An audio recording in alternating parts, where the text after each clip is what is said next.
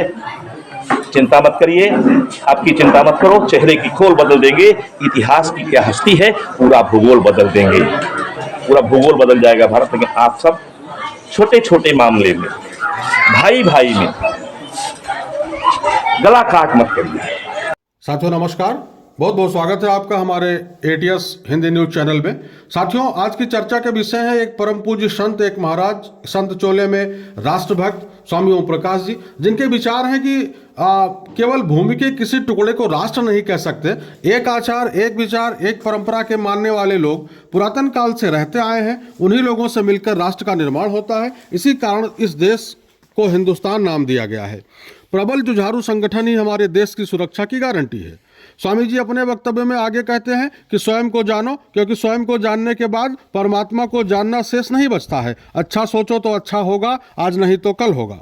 आइए स्वामी ओम प्रकाश जी के बारे में, उनके जीवन परिचय, उनके कृत्यों पर मैं प्रकाश डालने का प्रयास करता हूं। हालांकि स्वामी ओम प्रकाश जी के बारे में कुछ कहना सूरज को दीपक दिखाने जैसा होगा, फिर भी मैं अपने दर्शकों के लिए अपने चैनल के माध्यम से यह प्रयास कर रहा हूं। 20 अक्टूबर 1964 को अंबेडकर नगर के इब्राहिम थाना अंतर्गत उतरेथू डाक खाने के निकट परसन का पूरा गांव में श्री रामनयन वर्मा जी के घर में स्वामी ओम प्रकाश जी का जन्म हुआ। कहते हैं कि भारत देवभूमि है और यहाँ पर समय समय पर ऋषियों का, मुनियों का और ईश्वरीय सत्ता का अवतरण होता रहा है। स्वामी जी जब पैदा हुए तो उनके मुख में दांत थे और आप बोले भी थे, ऐसा गांव के लोग बताते हैं, परिवार के लोग बताते हैं। स्वामी जी को अपने पूर्व जन्म की घटनाओं, तथ्यों और जन्म स्थान की पूरी जानकारी है। स्वामी जी के पिछले जन्म का स्थान उतरेथू के टीले के नाम से पूरे अंबेडकर नगर में प्रसिद्ध है। इस बारे में भारतीय पुरातत्व और सर्वेक्षण विभाग की टीम ने वहां पर खुदाई भी कराई है। वहाँ के डिस्ट्रिक्ट मजिस्ट्रेट, सब डिस्ट्रिक्ट मजिस्ट्रेट के नेतृत्व में टीम गठित हुई है। उस स्थान की खुदाई कराई गई, वहाँ साक्ष्य ढूंढने का प्रयास किया। जो स्वामी जी ने बताया, जिस स्थान पर उन्होंने बताया, उस सब स्थान के, उस जगह के साक्ष्य मिले हैं और ये बात प्रमाणित हुई है। भारतीय पुरातत्व सर्वेक्षण विभाग जब ये उस स्थान की खुदाई कर रहा था या जांच पड़ताल कर रहा था, स्वामी जी की बातों को प्रमाणित कर रहा था, उस समय तत्कालीन सपा सरकार ने अंबेडकर नगर प्रशासन को इस मामले को दबाने का निर्देश दिया। मीडिया में भी खबरें कम चल पाईं। प्रशासन ने इस बात को दबाया कि बात बहुत फैले ना, उसमें सुरक्षा कारणों का हवाला दिया गया, कई सारी बातें निकल करके आईं।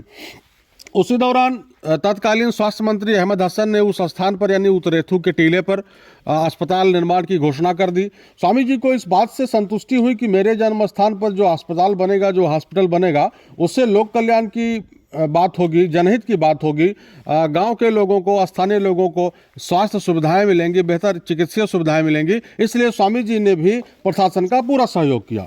इधर स्वामी जी की बात सिद्ध हो गई, उधर अस्पताल का निर्माण होने लगा और ये मामला धीरे धीरे सुर्खियों में दब गया। वैसे भी स्वामी जी इस बात को बहुत प्रचारित होना देना नहीं चाहते थे, तो इसलिए उन्होंने भी पूरी शांति से, पूरी तन्मयता से अपने मिशन में लग गए। अब स्वामी जी का मिशन क्या है, इस विषय पर आगे चर्चा करते हैं। स्वामी जी का बचपन बहुत ही साधारण तरीके से बीता। बचपन से ही स्वामी जी बहुत कुशाग्र बुद्धि के व्यक्ति थे। राष्ट्रभक्ति की भावना आपके मन में कूट कूट कर भरी हुई थी। इसी के चलते आपने सेना ज्वाइन की। भारतीय वायुसेना में अपनी उत्कृष्ट सेवाएं देने के बाद 1992 में आपने स्वैच्छिक सेवानिवृत्ति की घोषणा कर दी। सेवानिवृत्ति की वजह के बारे में स्वामी जी बताते हैं कि उस दौरान जम्मू कश्मीर में विधर्मियों के द्वारा जब सनातनियों का पलायन कराया जा रहा था, उनका कत्लेआम कराया जा रहा था, बहन बेटियों की इज्जत तार तार हो रही थी, यह सब स्वामी जी देख करके बहुत द्रवित हुए। उन्होंने आजीवन संत चोला धारण करने का संकल्प किया और तभी से देश की सेवा में, समाज की सेवा में, सनातन की सेवा में अपने आप को निरंतर खपाते रहे। स्वामी जी का बचपन या स्वामी जी का जीवन कह लीजिए कभी सामान्य नहीं रहा। बचपन में आपने अर्जक संघ के द्वारा सनातन धर्म के सिद्धांतों पर, हिंदू देवी देवताओं के अपमान किए जाने का विरोध किया, और जबकि आप स्वयं एक कुर्मी परिवार में जन्मे थे, जो कि आप जानते हैं अन्य पिछड़ा वर्ग के अंतर्गत आते हैं, लेकिन सनातनी थे। कूट कूट कर राष्ट्र की और सनातन की भावनाएं आपके अंदर थी, तो अर्जक संघ का आपने विरोध किया और उस विरोध के चलते आपने 1992 से एक संकल्प किया। एक तो उन्होंने कश्मीर की घटना और दूसरी अर्जक संघ द्वारा सनातन पर प्रहार, ये दो चीज़ स्वामी जी के जीवन में ऐसा है जिन्होंने पूरा जीवन आपने बदल कर रख दिया। 2015 की दीपावली से ही राष्ट्र रक्षा मंच नामक संगठन की शुरुआत करके पूरे प्रदेश में जागरण कथाओं के माध्यम से लोगों को देश के प्रति, धर्म के प्रति जागरूक कर रहे हैं। हालांकि 1992 से ही महाराज जी जागरण कथाओं के माध्यम से देश को, प्रदेश को एक नई ऊर्जा, एक नई दिशा, एक नई दशा देने का प्रयास कर रहे हैं। लेकिन 2015 के बाद से महाराज जी ने ये काम बहुत तेज कर दिया है, बहुत सक्रिय हो गए हैं। क्योंकि आप जानते हैं कि पिछली सरकारों में ऐसे लोगों के प्रति, राष्ट्रभक्त लोगों के प्रति कितना जो है दुर्व्यवहार किया जाता था, कितना सौतेला व्यवहार किया जाता था, सर्वाइव करना मुश्किल था। राष्ट्र रक्षा मंच जो संगठन है, उसके अंबेडकर नगर के जिलाध्यक्ष के अनुसार पूरे प्रदेश में अब तक लगभग 3000 से अधिक निःशुल्क जागरण कथाओं का कार्यक्रम स्वामी जी के द्वारा कराया गया है। राष्ट्र रक्षा मंच की महिला मोर्चा अध्यक्षा श्रीमती प्रभावती यादव ने बताया कि पूरे प्रदेश में अब तक 2.5 लाख से अधिक सदस्यों को राष्ट्र रक्षा मंच से जोड़कर उनको राष्ट्र रक्षा का संकल्प स्वामी जी के द्वारा दिलाया गया है। हालांकि इस काम में स्वामी जी को बहुत परेशानी, बहुत कठिनाइयों का सामना करना पड़ा। उनके ऊपर जानलेवा हमला हुआ है। स्वामी जी के जो वाहन चालक हैं, उन्होंने बताया, हमको चैनल को बताया कि और बोनट पर लगी गोलियों के निशान भी दिखाए, गाड़ी पर लगी गोलियों के निशान भी दिखाए कि स्वामी जी के ऊपर किस तरह से हमले हुए हैं, किस तरीके से इन्होंने कठिनाई में अपना काम किया है।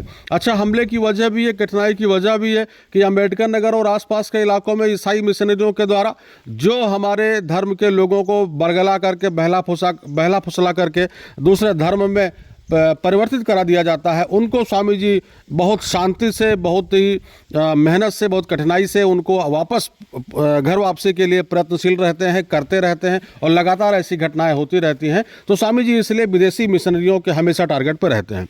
अभी पिछले दिनों आपने हमारे इसी चैनल पर एक वीडियो के माध्यम से समाचार देखा होगा कि अंबेडकर नगर के छौछा कस्बे की रहने वाली श्रीमती पूनम गुप्ता के ऊपर जानलेवा हमला हुआ, उनके परिवार पर जानलेवा हमला हुआ, उनके घर को कब्जा करने का प्रयास किया गया। वो महिला लगातार 4 साल से दर बदर भटक रही थी। मुख्यमंत्री योगी आदित्यनाथ जी महाराज के दरबार में भी उन्होंने अर्जी लगाई, लेकिन स्थानीय पुलिस इस बात को नज़रअंदाज कर रही थी, नहीं सुन रही थी। जब वो महिला, वो बहन स्वामी जी के संपर्क में आई तो स्वामी जी ने पुलिस अधीक्षक अंबेडकर नगर से ये वार्ता करके SHO बसखारी को अपने आवास पर बुला करके निर्देशित किया और उस बहन को पुलिस का संरक्षण मिला, उनको पूरा न्याय मिला।